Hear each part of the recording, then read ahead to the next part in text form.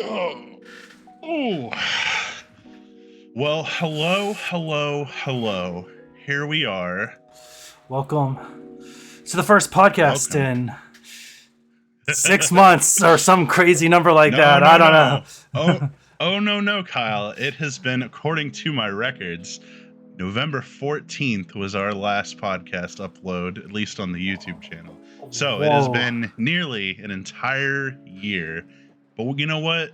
That's okay, because today we're going to do something a little different, and we're going to just kind of look back on the past year and see how far we've come, because a lot has transpired. We've got a lot to talk about today. We're going to, go over kind of what's happened in the campaign a little bit, also just what's happened on our channel, and also talk about some other kind of just geek culture stuff. There's a lot of good movies and games coming up, so we got plenty to talk about. And for anyone watching, if you want to throw some questions in the chat, we'd be happy to talk with you and answer those questions. And I guess go ahead and get right into it. Yep, time to go.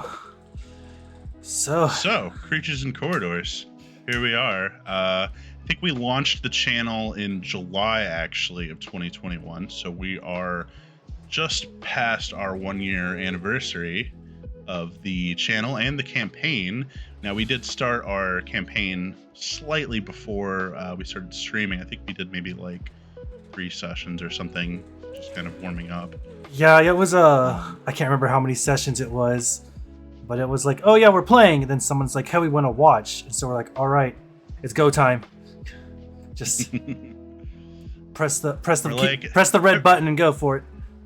Yeah, we're like, everybody else is streaming, like, why not? Like, it's easy. It's easy, they said. And then we realized, even the most basic stuff can be a little bit complicated sometimes. So, we've been kind of working on some kinks. There's been some upgrades we've had to do to our gear, and, everyone's trying to kind of get up to speed on that. But yeah, so I checked the last one, and the last thing that had happened on... Don't even tell me, don't tell me.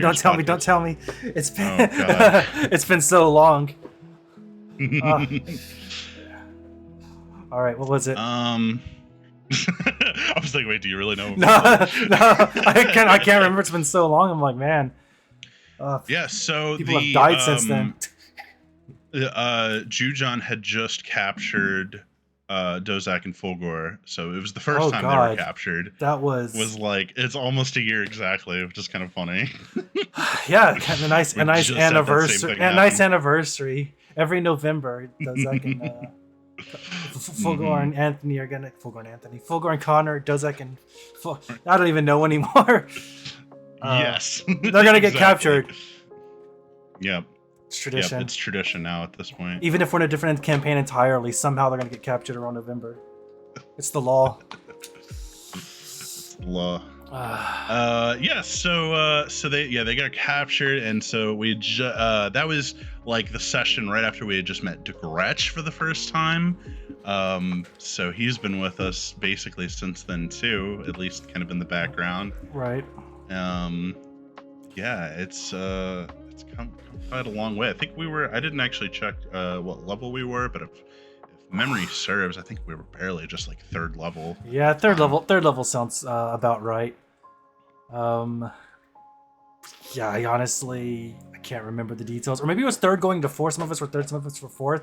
I think we had a slight spending spree before we rescued him, so we could like get a little bit of extra experience and level power going into the rescue.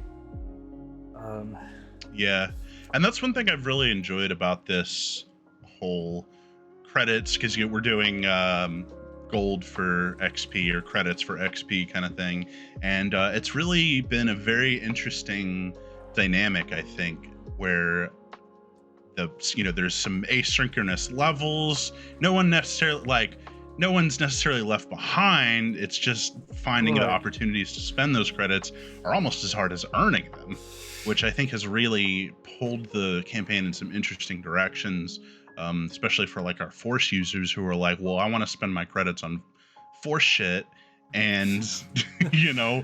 not something you can just walk down to Walmart and buy. No, no, So it's definitely not. They're often trying to hoard their credits until they can spend it, and Yeah. something just always seems to get in the way. Yeah, well, don't get captured, and maybe you can spend your credits. I don't know what to tell you. What's it called? Yeah, that's something I've definitely enjoyed about this is the money for or the gold for experience, because in a weird way, and I just came upon this like right now, in a weird way, it balances, at least in the Star Wars universe, Force versus non-Force users. It kind of balances like the martial to spellcaster ballot ratio, because usually the higher you get into later levels, spellcasters eventually, they intersect and split off.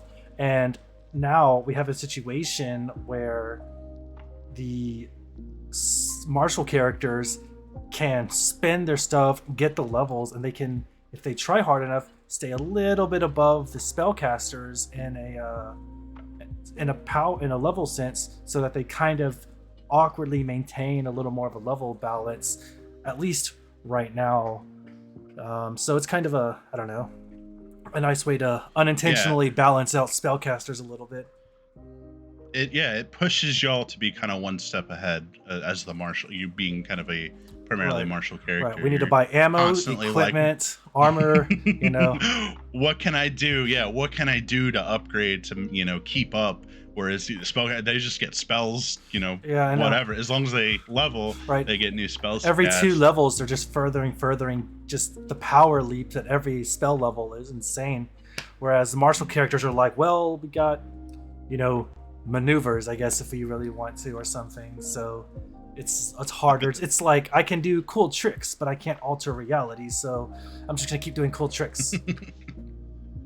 You can't just pick people up and throw them off a bridge from 30 feet away. Exactly. You have to do it takes 6 different steps to do that, and as a martial character. As a spellcaster, it's just a flick of the wrist.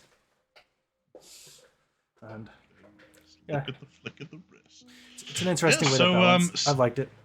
Yeah, and this we've also kind of still just barely scratched the surface, but since leaving Coruscant, we've been dabbling into the ship rules, which I have to say the Star Wars 5e Discord community has been so helpful. I do not think I would have been able to figure it out without their help. Drake Shipyard, especially. I don't remember his full name on Discord, but he's one of the, I think he's one of the mods or admins over there. Right. And yeah, he's just got this behemoth of a spreadsheet of just all kinds of different Star Wars ships, which, let me tell you, my nerdy Star Trek loving, Star Wars loving self from growing up would have just been head over heels with that when I was a kid. It's just, right. My inner kid still just this is so awesome to see it all statted out like that. But yeah, anyways, totally super helpful. It's a great foundation, because everybody wants to make their own ship, but it at least helped me kind of understand the rules. And if I need to grab bad guys or something, I'd be like, okay, here's some TIE fighters or whatever. Right, easy really reference. Yeah, it's like a monster manual for ships, kind of. Exactly. And I think the ship rules, they've always been a little iffy in D&D. They never really seem to. We've dabbled even less in that, but they just never really hit for me. I'm just the roles don't seem that interesting. Yeah, they're all just vessel. Yeah, they're all just super generic. I don't know how to describe it. And then we haven't played Spelljammer, but based on what I've heard in Spelljammer, there's no ship-to-ship combat in Spelljammer, which is D&D in space. And so they're just you don't have time to fight in space or something. And I was like, it just seemed, I don't know, lazy. Says you. Yeah, exactly. It's not that hard. You just change the time. It just say one round is, I don't know, a minute rather than 6 seconds, and so it takes a minute to fire your main laser. I don't know. It's not rocket science, but I guess they just decided not to. Apparently, it is. Yeah. Well, I guess it is literally rocket science. But yeah, the ship combat, ship systems, and the Star Wars 5e system has been exceptional. The resources they provide, giving you like spreadsheets to use for yourself, and you can kind of fill it out. I'm definitely I think it does a good job of capturing the fantasy while also providing a mechanically like because it's basically a whole new game. It's still 5e, but it Yeah, really is a whole new set of rules that you're playing with. It's an definitely. entirely different system. But I think it functions in such a way that everyone feels like they're contributing meaningfully. You know, every person manning their post gets to take a turn, and the pilot is still kind of the most important, as they're always going to be. Right, But you know, having a good crew, everybody gets their own little like maneuvers and stuff, and yeah, right. it's I definitely just look really well forward to designed. more space combat in our own campaign. We really haven't had an opportunity to really like dogfight for an extended period of time. Usually there's a bigger threat. We're just like, all right, time to go, and we just hyperspace out of there. So I'm Time to run hoping, away. yeah, it's when you're, it's like here's the Death Star, and we're like the Millennium Falcon. You know, you're not gonna stick around and fight the Death Star. The TIE fighters are gonna bounce as quickly as possible. So I'm hoping in the future. There aren't a lot of dogfights in Star Wars. I mean, there is a lot of running away. Yeah, So that's I true. think it's on theme. What's it called? Yeah, it's definitely on theme a little bit. But just as like a player, you wanna press all the buttons that you can do sometimes. I'm sure it'll come up. I'm sure there'll be like pirates and stuff that we'll run into in space, and we're gonna have to dogfight and whatnot. Yeah, I try every time you'll get on the ship to go somewhere. I'm trying to have at least some kind of ship-based encounter. I don't want y'all to travel from point A to point B without something happening, Right, of course. even if it's minor. Right. That's because that's just like boring. You like something needs to happen on the trip. Otherwise, like, what's the point of traveling through space if nothing happens? Yeah. Then it's just a glorified taxi. Yeah, exactly. Exactly. So I'm looking forward to it. At So some we point. left Coruscant. Yeah, we left Coruscant. You know, we got to Boldgrave had his own ship, and then we arrived on Cantonica many days later. Or no, we went to Tanab for. Oh my God, I completely almost skipped Tanab. So yeah, the whole Tanab arc was pretty interesting and very fun for me. Let me tell you, I love designing that dungeon, and I'm going to in the future. I've been trying to do like time lapses of me building dungeons. I'm still trying to work out we were talking about technical issues earlier. I'm still trying to work out how to capture that properly, and it definitely works better when I like. Sometimes I just sit there and stare at the blank screen, and I'm just like, what do I even do? But if I know like exactly what I'm designing, then that usually makes for a more interesting time lapse kind of thing. Right. Yeah, for sure. Yeah, for sure. I definitely look forward to seeing some of those time lapse in the future. I think they could be really cool, really useful, and get people Just for to get people to the like, see my get people to the process. YouTube. Yeah, exactly. They see it, maybe YouTube YouTube Shorts or something like that. Just stick it on there, or whatever the case is. Well, I think it's useful for maybe someone who is trying to design a dungeon and they're just like, what do I even do? And I use Dungeon Draft, by the way, DRAFT draft. It's like $20 for the program, but then all the assets and stuff are free online, so you just download, and you can even make your own assets for it.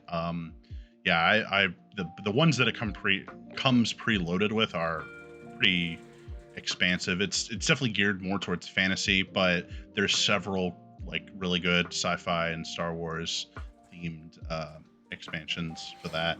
So I really enjoy it. You can adjust like lighting and stuff, and it's I like it. I'm really enjoying it as a tool. Yeah, It's I've kind of my favorite one. I've enjoyed it as a player because sometimes you can't tell which maps are stolen and which maps are home created. Though I'm starting to piece it together. If the map is 100 by 100 squares, you probably did it. Yeah. Well, it's like, oh my God, I always think the map is big enough, and then you're like, what's on the other side? And I'm like, oh my God, the void. There's nothing there. Right. It's like I don't know what to balance. You gotta know It's how like far to zoom out. right. You got to make everything smaller so there's more room on the outside. I don't know. But I think it's definitely a learning curve. I think creating your own maps, because people are always gonna want to be like, what's even further. So Yeah, a lot of the abilities in D&D and Star Wars 5e are just long. Like 120 feet is a long fucking range, and in a dungeon, obviously you can constrict that and make the dungeon. Indoors can play by your rules, but when you're outdoors, man, like, that rooftop encounter we had, couple sessions ago. I mean, I was like, I gotta go big. Like, it's gotta be wide open space here. Right, but it worked out. Big space, big spells being cast in wide open spaces. And the fact that there was like 2 levels. There was like the roof level and the ground level changed the encounter a lot too. So that it kind of worked out nicely. The important lesson there is that if there's a wide open space, the bad guys are taking advantage of it as well. Yes. And they're putting their spellcasters in the back and casting big spells. And so anyways, Tanab, it was like I had this underground dungeon, and I've been leaning a lot more into, for anyone who watches, Matt Colville. He's another YouTuber. MCDM is like his company. They make a ton of great products for D&D, most of which are free, some of which are paid for, but they come up with some beautiful ideas that I've been stealing and but not stealing, but just using in my adapting to my game. I take their concepts and port them into my game. I mean, I think that's the beauty of D&D, right? Is you port it, reskin it, and call it a day, and nobody knows. Yep.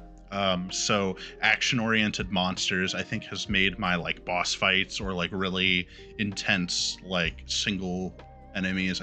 That plant monster thing that was at the bottom of the Snob dungeon was all action-oriented, legendary actions, like really fun encounter to design as well as to play. Yeah, that's I remember that. Vaguely remember that. Yeah, we all had all the fire grenades that everybody's been holding up for the longest time. They were just like, go, go, go. Yeah, it was Anthony threw a fire grenade followed by Sammy firing a fire incendiary missile. Yeah. And so there was like 2 squares of like fire. 2 giants. Yeah, exactly. It was, but it's cool because she's like spawning dudes like every turn or something, and her ability to like control people's mind or whatever, make them see things that aren't there, was a nice little distraction. A lot of things to consider at once, and I like action-oriented monsters. I think that's when I first watched Matt Colville's video on that, I was just like, this is how they should have been designed, because they're basically designed like characters. You have actions and bonus actions and move actions, and except rather than being classes, they're just kind of, their class is just their role in the fight, and it just makes for a lot smoother and more like common sense combat. And I'll talk about where, because obviously I did use that action-oriented monsters design, but I'll talk about something a little bit later in the podcast. We'll come back around to it, but where I kind of like was inspired by those type of ideas. So we'll circle back to that. But so that whole dungeon too, I think that was the first time the party really felt squashed in, because that room was like, I think only 10 feet high. So like everyone was like, oh man, it's cramped in here. Like, we're not used to being in such like, close quarters.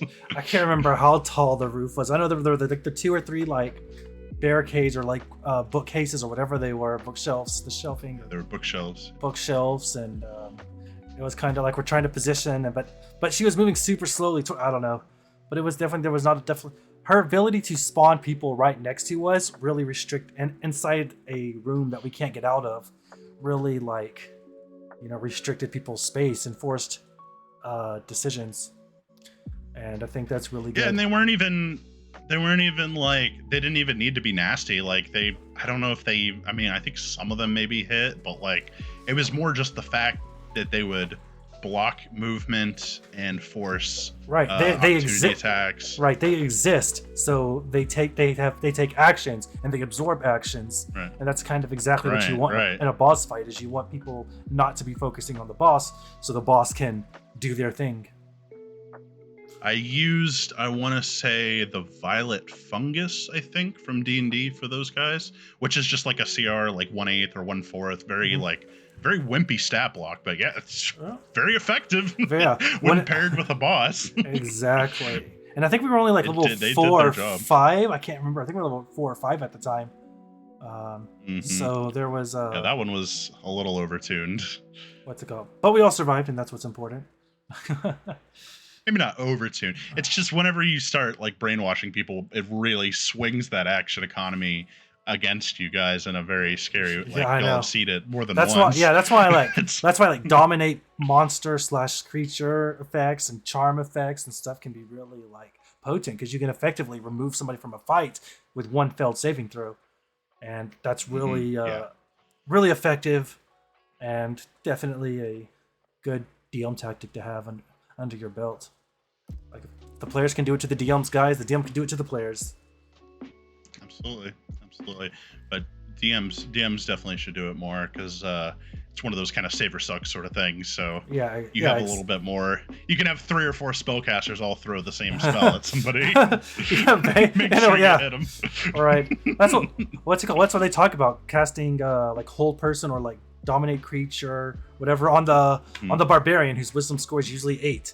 You know, they will always fail those like those dominate effects because you know that's not their specialty.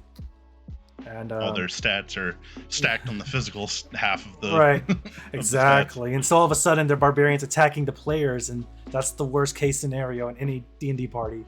Is your own barbarian attacking the players, which I don't know who if anyone ever watches, but if you remember in Critical Role like part 2, there was a big fight in the church, and Yasha was still brainwashed by the big bad of the Ark, and so she's just like massacring her own party, and Ashley's just there like being super like distraught about it. She's leaving. Yeah. She left like Bo just like lying on the ground bleeding out. And then like Ford was being held down by a bunch of the goons, and she starts like walking over to Ford to finish him off, and everyone's like super stressed. And then Caduceus cast a dispel magic on Yasha. He was like invisible using what's it called, the Furbolg's like temporary invisibility feature, where they kind of disappear into the beginning or end of their next turn. So he kind of like reappears right behind her, casts a spell magic, and breaks the charm or the dominate effect on her. And so anime. And yeah, it really was. I would love to make an art of that, but I can't draw to save my life. But anyways, it was a super emotional moment because, you know, 1, you don't ever want to fight the barbarian, and 2, like it just creates, you know, realistic moments when especially the whole party feels it. But yeah, it's a great device. So taking control of the strongest like Musbrook, like even right now, if you were to take control of Karu again, the entire party would like you know, die. he's a raid boss, yeah man, he's a raid boss. He would turn into a raid boss in 0 seconds. It would be brutal.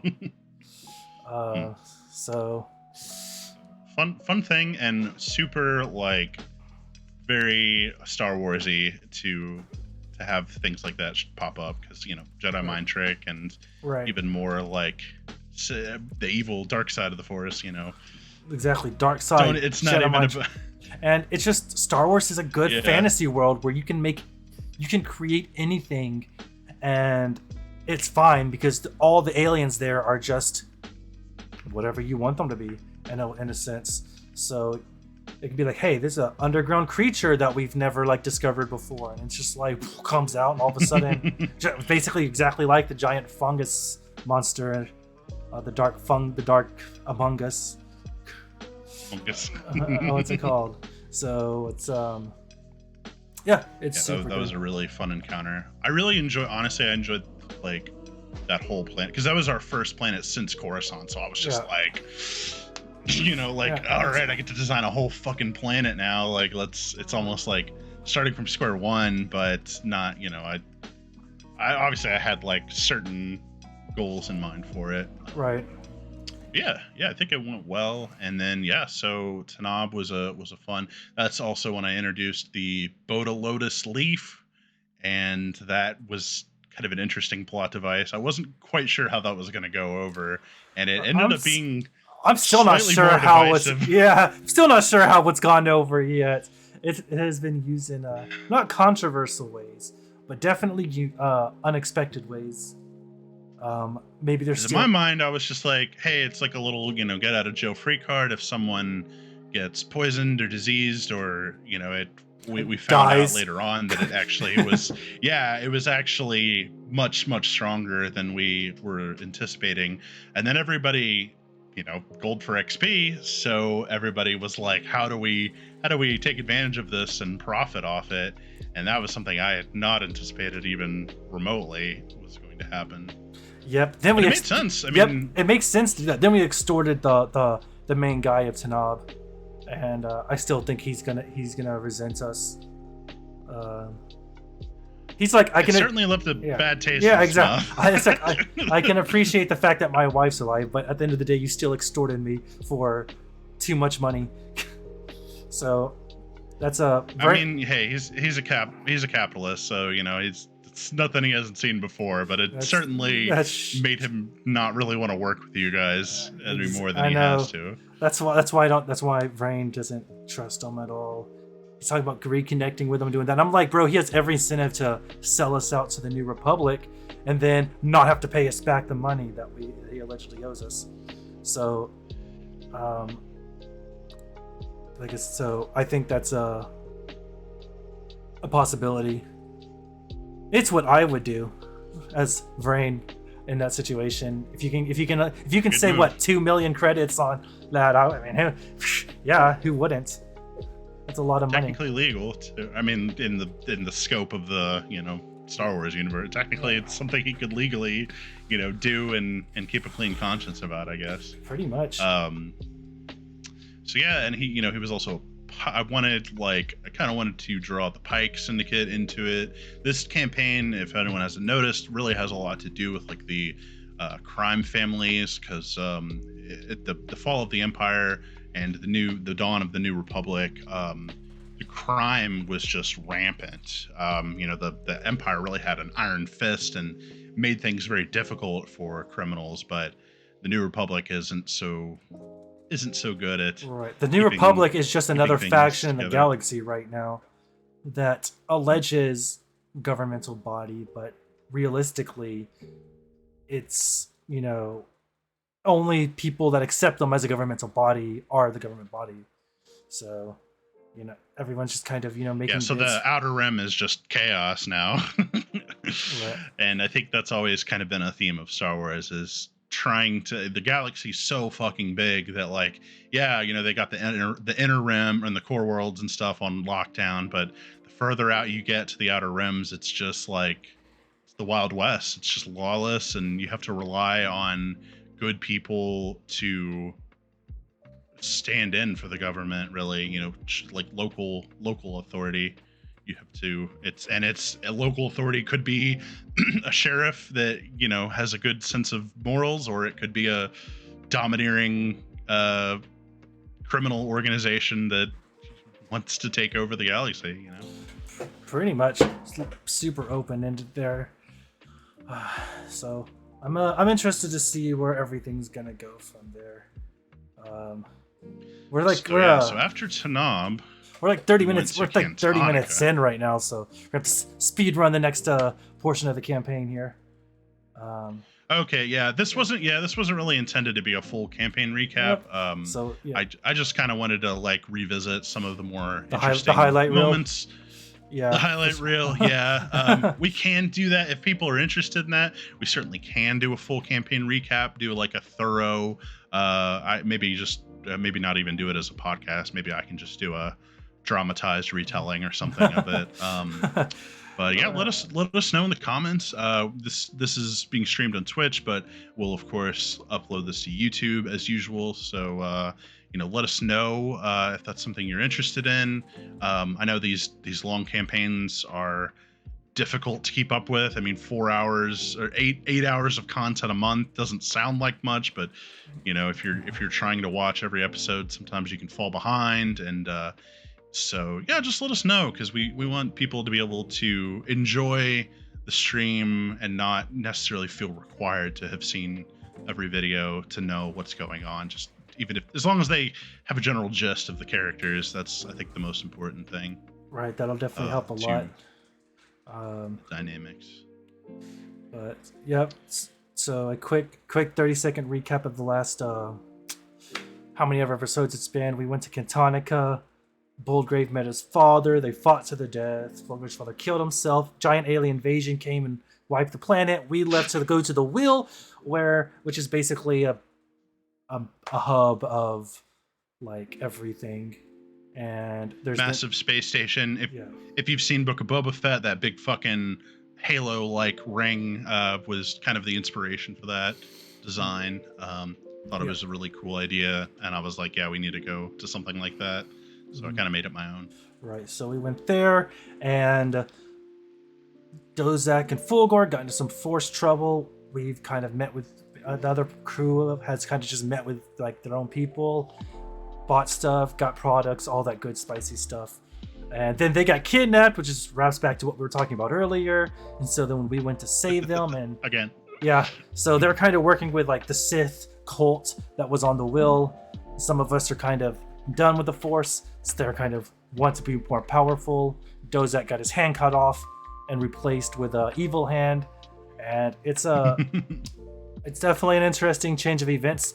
A lot of tension in the party. We kind of, every time we have a character arc, a lot of tension happens in the party.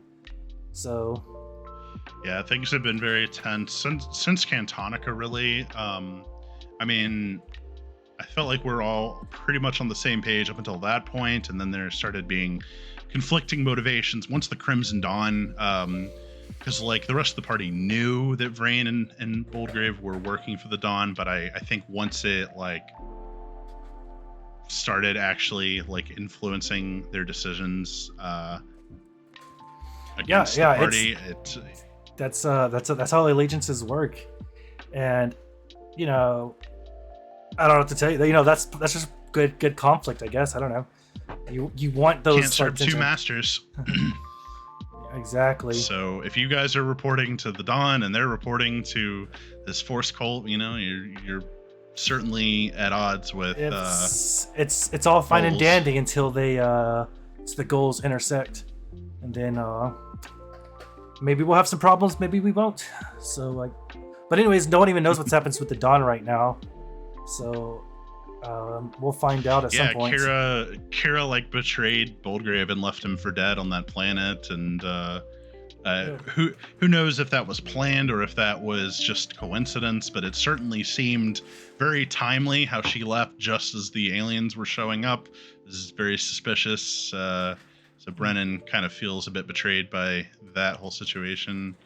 And then yeah, we found out not last week but the week before that our boy Krax, the Wookiee barbarian, didn't make it out.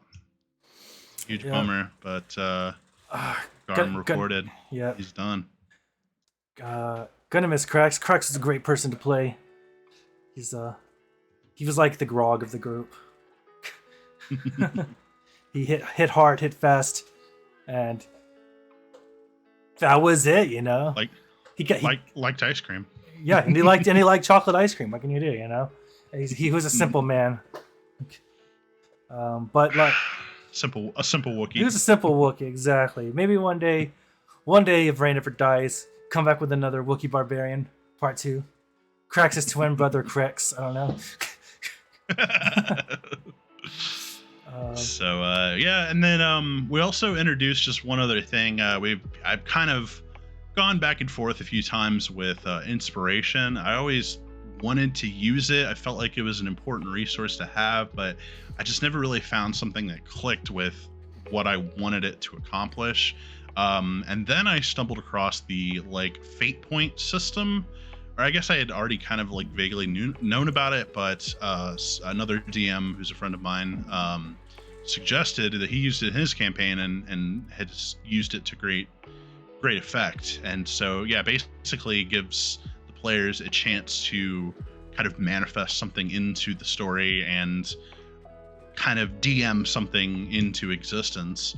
And I think it's been working really well. There have been some smaller uses of it and some more grand uses of it. Yep, definitely. Connor, especially, we were talking a bit last night about how Connor kind of steered the course of the past few sessions unintentionally. I don't think he knew this at all when he did it, but yeah, it really kind of diverted our course in a pretty major way. Yeah, with that's the use of his fate point. That definitely led to them being captured again. But yeah, exactly. The fate point system has been. I've enjoyed it. I like holding up. So the way it works is everyone has a fate point, and you use it to manifest in the world, and then once everybody uses there, everyone's refreshes. And so like I held on to mine for like 3 or 4 sessions. I mean, we were split, so maybe 2.5. I don't know, but so it's kind of like holding everybody hostage, but also I just wanted to wait till like the cool, like clutch moment to use it, because you just want it to be meaningful sometimes. And I also wanted the fight to be super hard, and I didn't want anybody cheapskating their way out of the fight. No cheesing it. Yeah, I didn't want anybody cheesing the fight. It's a really cool like valve for, you know, giving the players agency over the story more so than they would normally have. And yeah, like you said, also just creating really interesting moments and just kind of flipping the script sometimes, for better or worse. And yeah, I try to make those events be not necessarily entirely good or not necessarily entirely bad. There's pros and cons to the effects. A very, very monkey's paw kind of wish. Exactly. It is worth mentioning that this isn't the players don't have absolute control over the outcome of the fate point. Everything is, of course, always ends in GM discretion at the end of the day.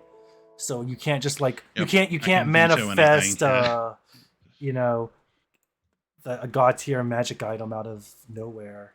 You know, you have to. Yeah, it's meant mostly to be kind of for like a plot type thing. You know, guys show what you know. I thought one of the better examples was having reinforcement show up for the Sith guys. You know, they had a bunch of acolytes run out onto the rooftop, and in my mind, I was like, yeah, it's just these 3 or 4 high-level Force guys, and someone said acolytes, and I'm like, sure, why not? Let's have a whole fucking army of Sith guys. Like, I hadn't planned that, but I was like, sure, that's something I can rock with. Like, why not? Right, exactly. I thought that was a really good use. Yeah, I enjoyed that. Before that, Anthony used them to bring in his own reinforcements, and then Sammy countered with bad guy reinforcements. The whole fight escalated, resulting in the death of one of the bad guy, and it just kind of like catapulted from there. And so, and then, not to toot my own horn or anything, and Jama's horn, Jama made one of the characters mute. The Mando, he made mute. So all of a sudden, the Mando's communicating through like a pre-recorded device. And then I used my fate point earlier, a couple sessions earlier, just to know an NPC, basically. And so really, like, the scaling of fate points are just very open-ended.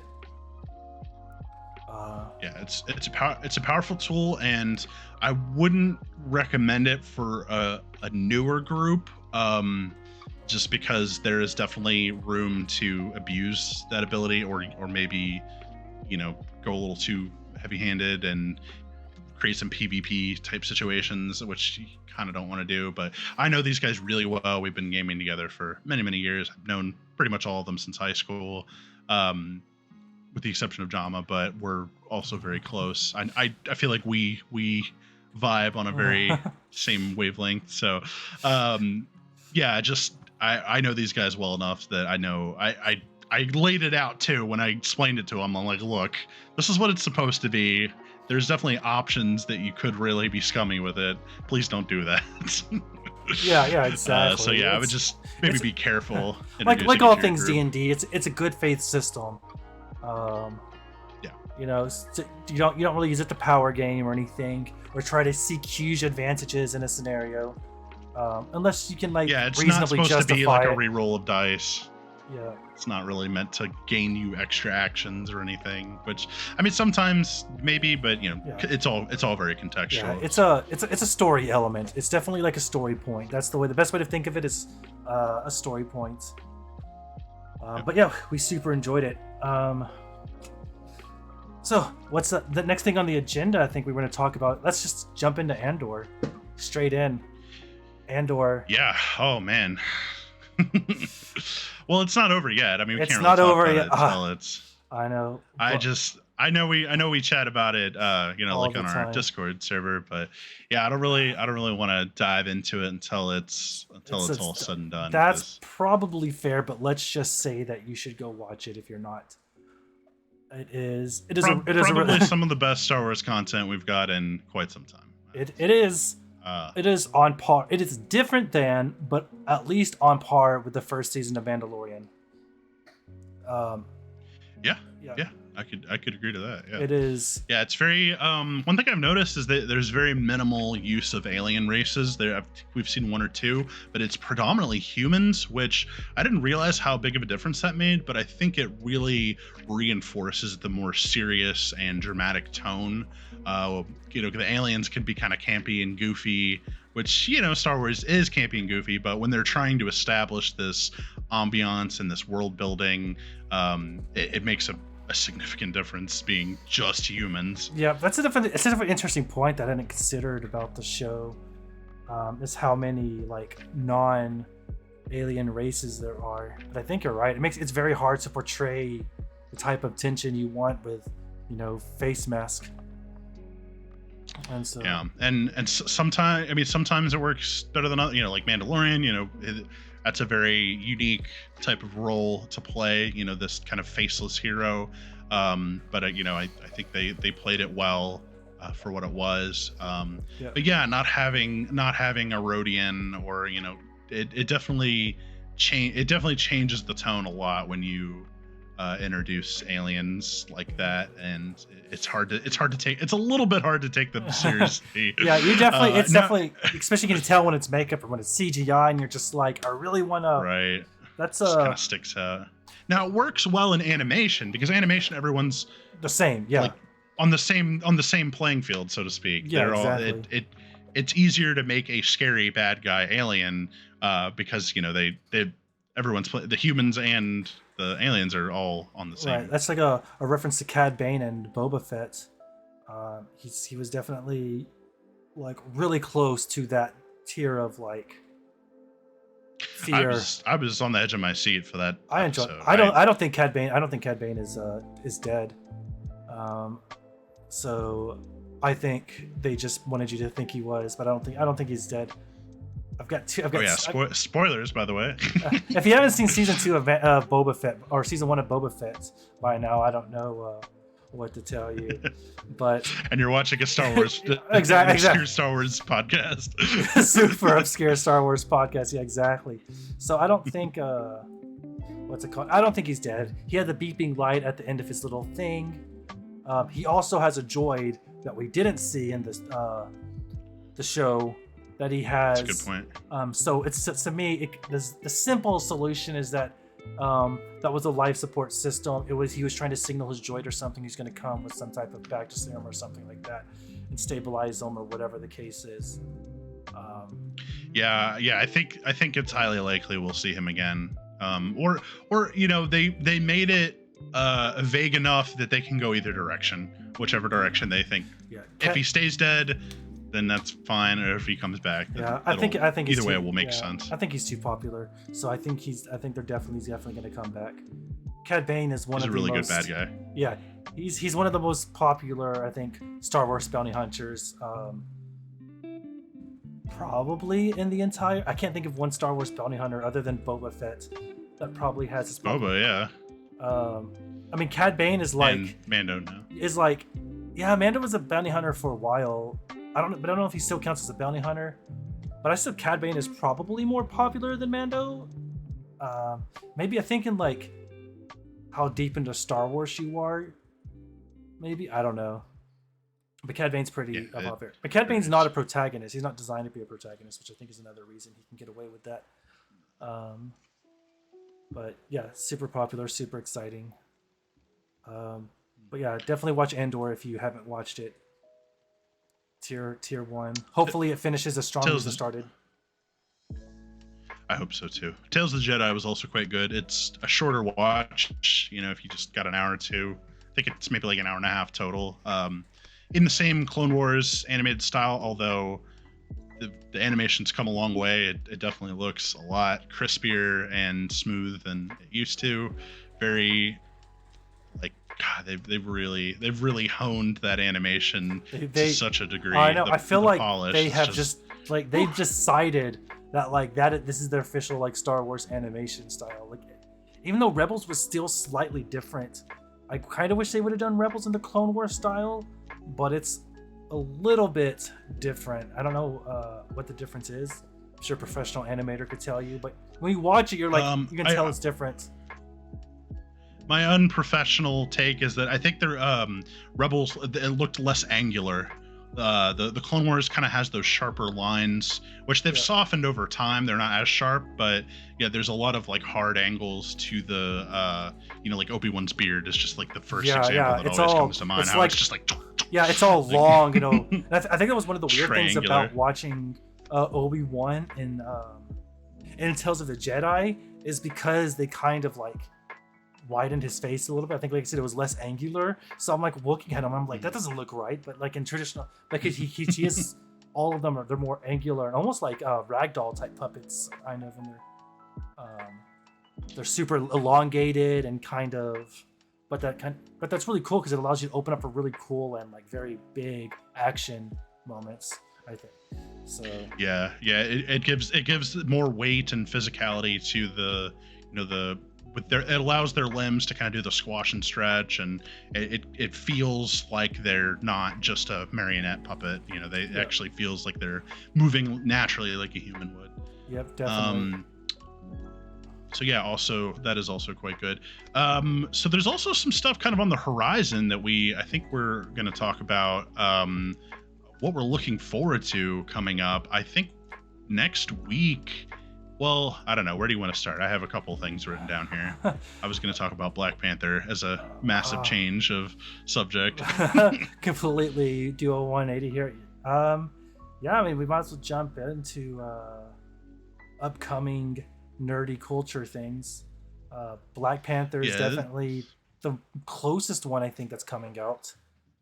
Yeah, that's like, I want to say it's like next week. It's very, very soon. If not sooner. Yeah, I think it's definitely in this upcoming week. I think Black Panther's coming out. Could be wrong, but definitely I'm excited for that one.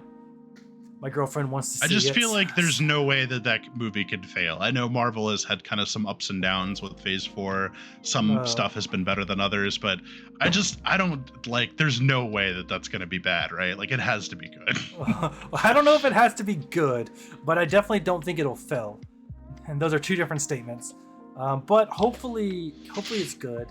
Well, honestly, it just depends on how they probably deal with T'Challa's death. And moving on to Shuri as the new Black Panther, if I remember the preview correctly. So I swear to God, they better not fucking do some creepy like digital necromancy or something. I will fucking walk out of the theater if they do. I do not like when they do that at all. They might. I don't know. They probably. I don't know. Honestly, don't know. I know that. I mean, I don't know. It's completely possible. They have the money. Or maybe hopefully it will be tasteful at the very least, because I won't rehash all the stuff that they've done before, but I think they have been a little bit tasteless in the past when they've done some of those recreations of old characters that some of which are deceased, some of which are still even alive. I'm not on board with that. I know they're trying to normalize it, but just recast it, man. We get it. Like, it's too late to be recasted. Yeah, I know. It's to fill a role, not the other way around. Yeah. No, I'm not saying recast T'Challa and still try to make him the hero. I'm saying just for the like, if they want to have like a little scene in there, just find somebody who looks similar to him, and like we get it, like it's fine. Like just one little scene, you know. Just bring in deleted scenes from the first movie, and just import it in there. Yeah, even that's better than the, like I said, digital necromancy. Like when they did that in Star Wars with Leia, like you could tell it was fucking repurposed footage. But I'm like, okay, like that's fine. Like I can live with that. Even though it was like pretty like obvious. Right. I think was it Panther Rogue One? I think in Rogue One they got her daughter to play Leia, and then like deep faked or whatever the face. so deep fake it was easier to like change the face because it already had similar genetics. That's, I think, I'm not 100% sure on that, but I just rather, I don't know, man. I'd rather just see them cast a new actor and just we'll see. Like you can use your imagination to like fill in the blank there. Listen, we all saw Luke Skywalker and Mando and Boba Fett, so you can draw your own conclusions. They're getting really good at it. Don't get me wrong. I know. It's just in that uncanny valley, and like even if it was like a perfect recreation, I still just like ethically, I just don't know if that's really something we should be normalizing. That's a call. I'm sure it won't be the last time, especially in Star Wars, because you have the entire world. Star Wars universe takes place, you know, with Luke and like Anakin at the center of it. So I'm sure we'll see CGI Luke. I really think they need to try to move past the legacy characters, because like Mando, hugely successful. Andor, hugely successful. Ahsoka, that was another thing that's coming up. Ahsoka series. I have a confession. I haven't seen all of Clone Wars, but I am planning on watching it now. With the Ahsoka series coming up, it's one of those things that I'm just like, I need to do it, and I just keep putting it off. But I'm going to sit down and watch all the way through. But like, yeah, there's so many like new and interesting characters, and I know like, you know, everything has to fit the canon to like not disturb the sacred timeline. But yeah, I really think that my hope is in the future that they focus more on characters like Ahsoka, like Andor, like Mando, and because those are interesting. And yep, Ahsoka's a weird one because she kind of came at the end of like the legacy timeline, because Clone Wars came out before Disney bought Lucasfilm, but she was such a late addition to all of the novels that were like written previously.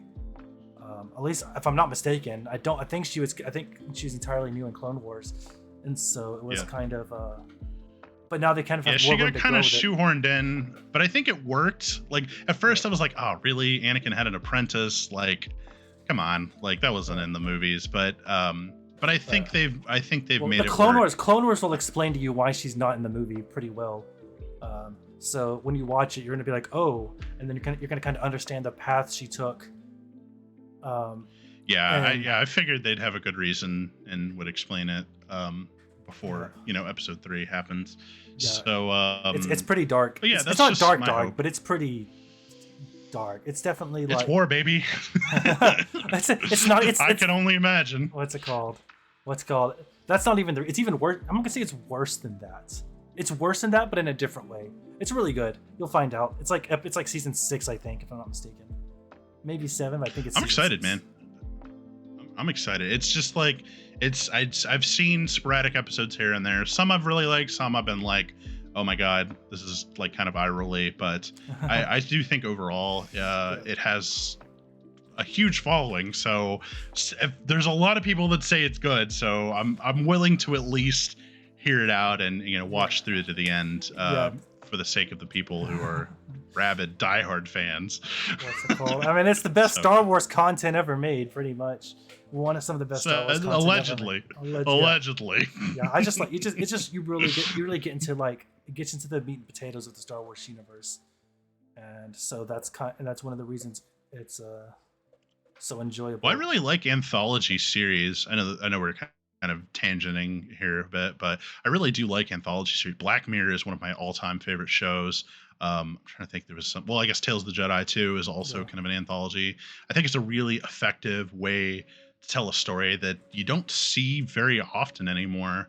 No. Since like back in the like Twilight Zone days, like it's just something we've really hit that serialization, or it's like it's either like serialized or like the Netflix Yeah, model the kind next of the 10-hour have taken Netflix over. 10-hour movie. 10-hour movie, yes, exactly, which I love. And I love, and I even loved like Rick and Morty, like serialized kind of stuff that's Right. very self-contained too. But yeah, I think anthologies are slept on as a storytelling Yep. medium. Another example of an anthology is Love, Death, and Robots. Ooh, yes. Oh, such a good show, such a good show.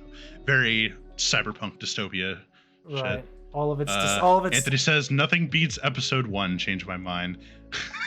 episode 1 of what? Star Wars Phantom Menace? I think he means Phantom Menace, which let me tell you, that was such a huge, like culturally almost as big as the first Star, like as New Hope. I remember seeing that shit as a kid. I'm pretty sure somewhere in my collection I still have like the Taco Bell episode 1 posters somewhere.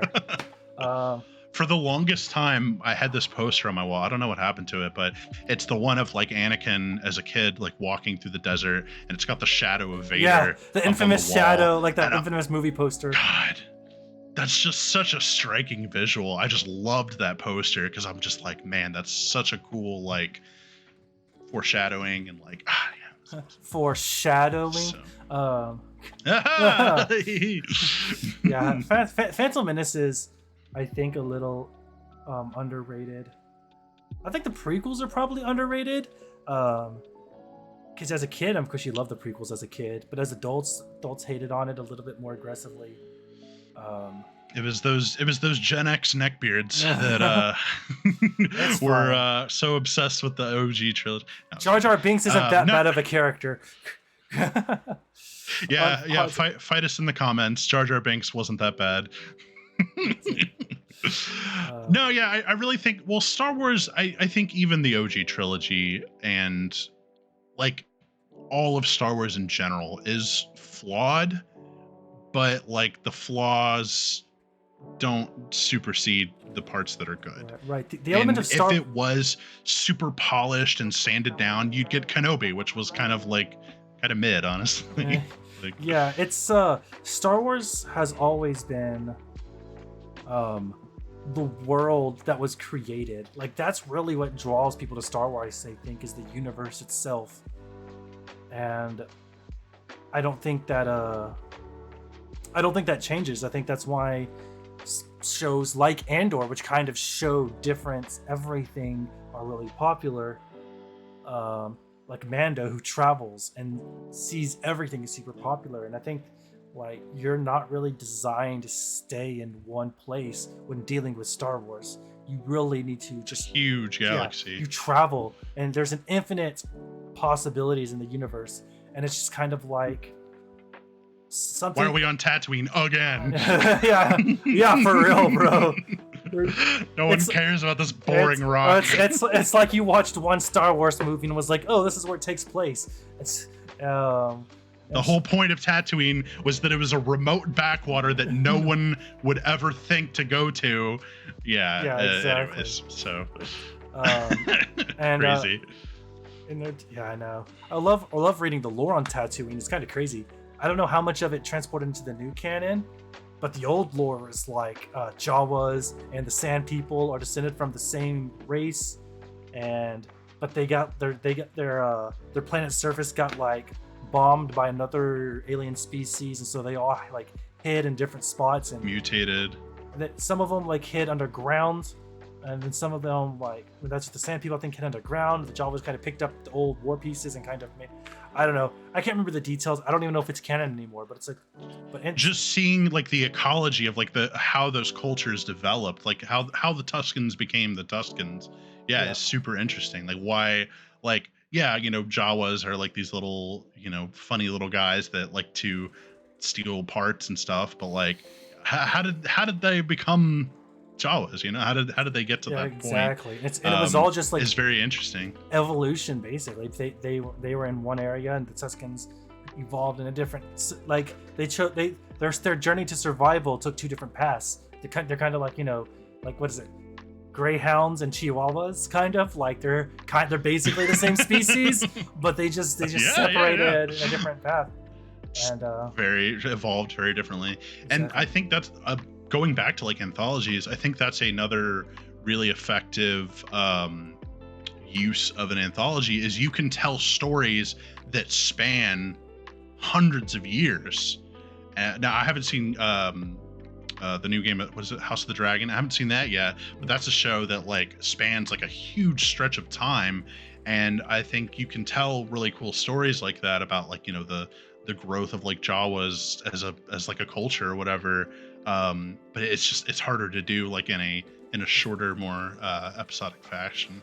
Yeah, I definitely think they could do that. I don't know if they ever would do that, because I don't feel like the history of Tatooine is probably popular enough to warrant, because this stuff happened, Well, you know, millennials. Yeah, I know. I just meant like that was just an example, but something like that where you could take a planet, like an entirely random planet, and be like, here's the first growth of life, and then, you know, fast forwarding all the way until we're like in the present, and just like seeing like this entire history of a world play out over the course of a few episodes. I just think that could be a really interesting. Yep, I would love a history of Star Wars anthology, but I don't think we'll ever get one. Who knows, man? You never know. The prime planets that are constantly visited. Here's like a history of Coruscant, Tatooine, Jakku. So we ready to move on to the next little, or the last rather, I guess, little section that I had here. Talk about some stuff that we're currently, obviously we talked about like stuff we're already watching, but maybe something just kind of less to do with Star Wars and D&D in general. So what are you reading? What are you watching? What are you playing? What's been on your mind lately? What's been on my mind is a complicated issue, but what I've been playing recently is I've been finishing Pokemon Arceus, because I'm getting hyped for Pokemon Scarlet and Violet. So I'm like, oh, I need to finish this game because I paid for it, and that makes sense. And what I'm reading currently is Star Wars Thrawn Ascendancy, Book 2, because nothing says research for characters like reading books that feature your character's culture.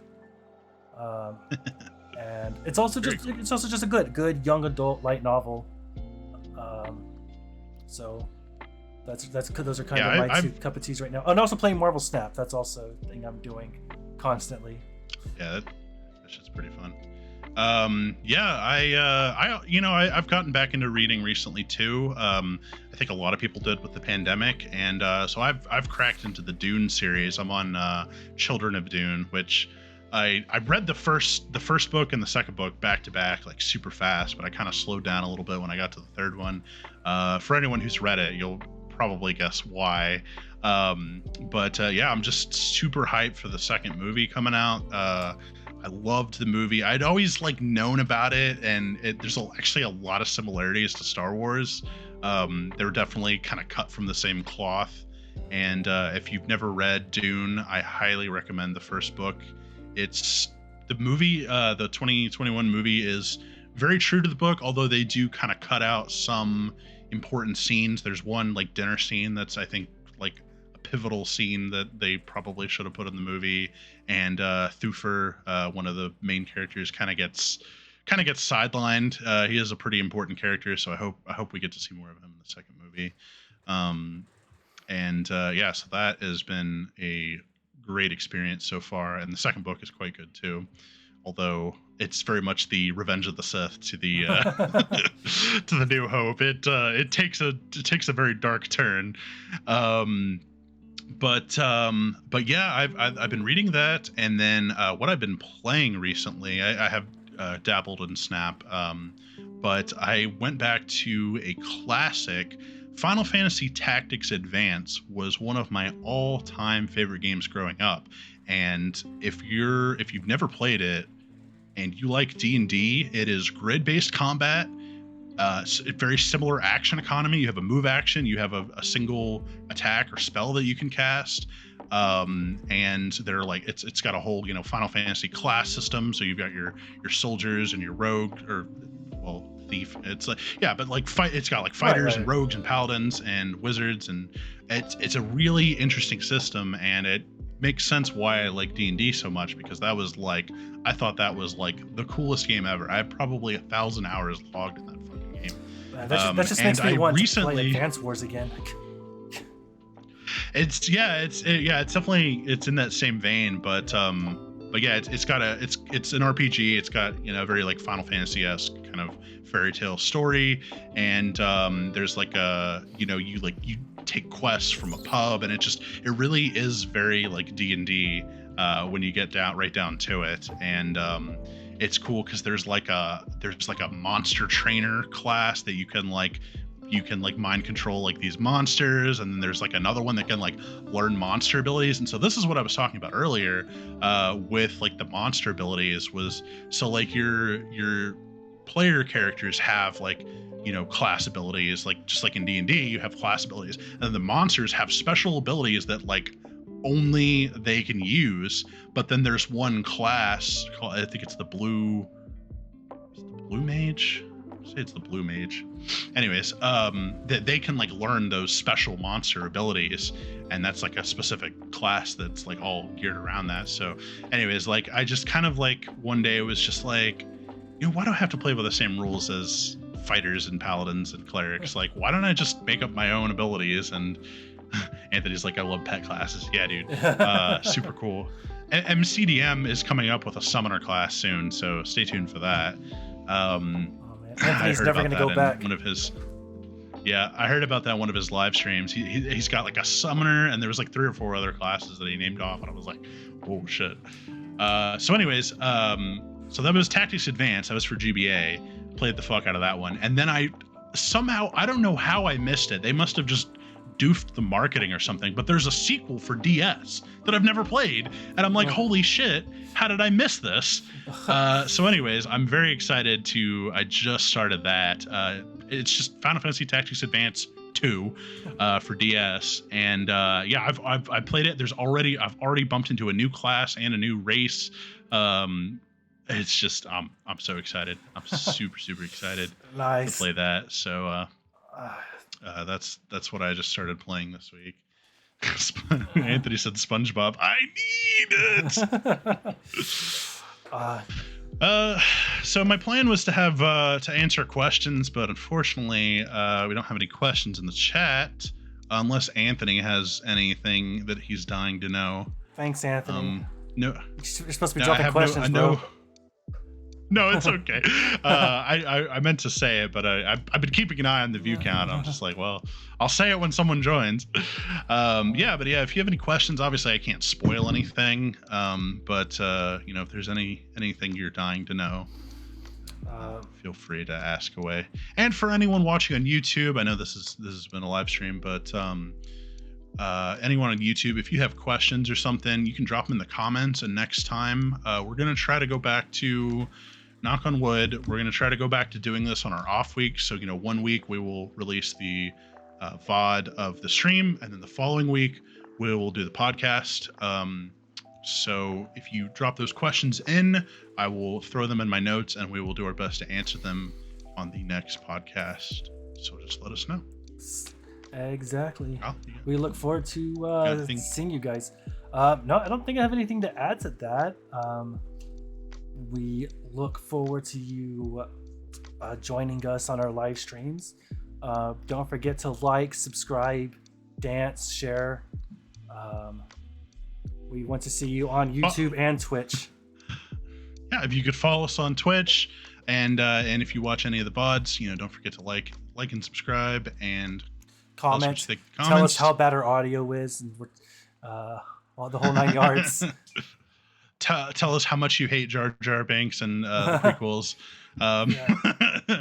But yeah, no. In all seriousness, we're looking forward to another great year. We've been just kind of trying to find our footing. It has been, like I said, more difficult than I expected, especially with trying to juggle real life stuff. You know, I don't know. We started this year we started this year like, all right, this is our year. We're gonna do it. And then me and Russ both got COVID immediately. Yeah, February. Yeah, we both had COVID. It was January. I think it was literally like the first, maybe January. It was like literally the first, bad.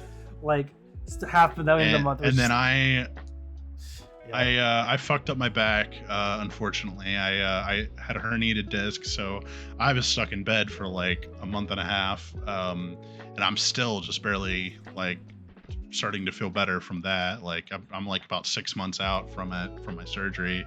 And then, you know, Sammy's got a wife and kids. Connor's got a wife and kid. I mean, you know, it's tough, and you know, we're just trying to get into that groove. You know, we're still dedicated to making this very much a reality and improving both our quality and quantity of content. Yes, Anthony has a wife too. Thank you, and a dog. He has fur babies.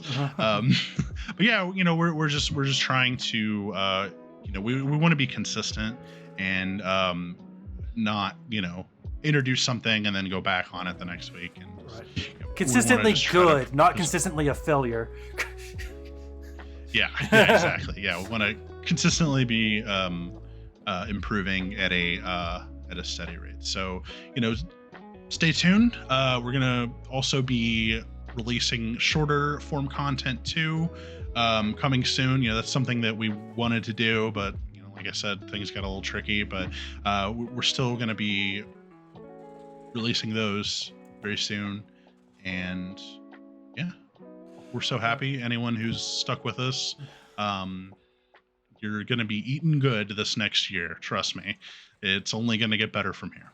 Listen, the only direction is up, because you know we're already on the floor. So we look forward to growing and learning.